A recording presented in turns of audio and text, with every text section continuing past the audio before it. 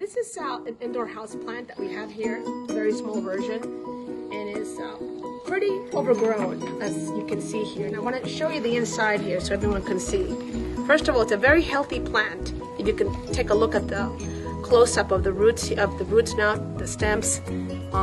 Basically, what I'm going to show you here is how to cut it back, because when you have a plant this full, it becomes very leggy, and you start to lose growth at the top because the weight is pulling it down. So basically, this plant, I'm just going to show you a quick way to start trimming it.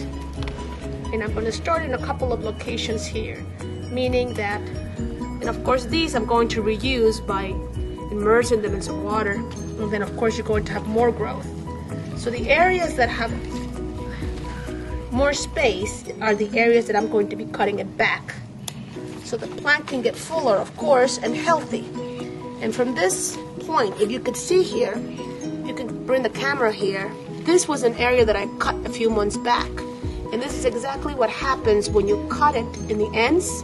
It starts to grow again, right here. So of course, I just pulled it back here. And you see that? That's the new growth after you cut it. So the plant does not get damaged, but instead it starts to grow again. So I'm going to cut it back here as well. This one a little bit closer. And I'm going to do a couple of trims here to make sure that we get this plant a little bit fuller at the top, because we are getting it to grow beautifully in various areas.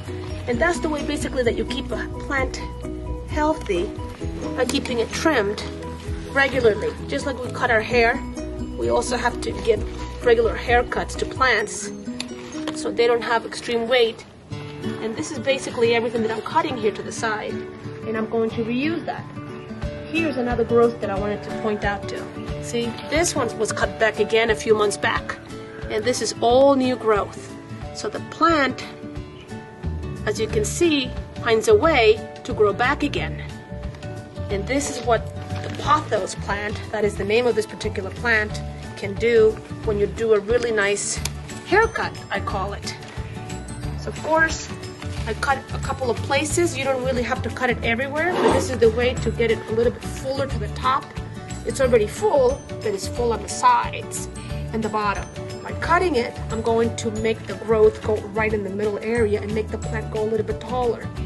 This plant is pretty good for anyone that has a good memory of watering, meaning that if you cannot recall when to water your plant, I do not recommend this plant. So anyone that loves houseplants, this is a very hardy plant.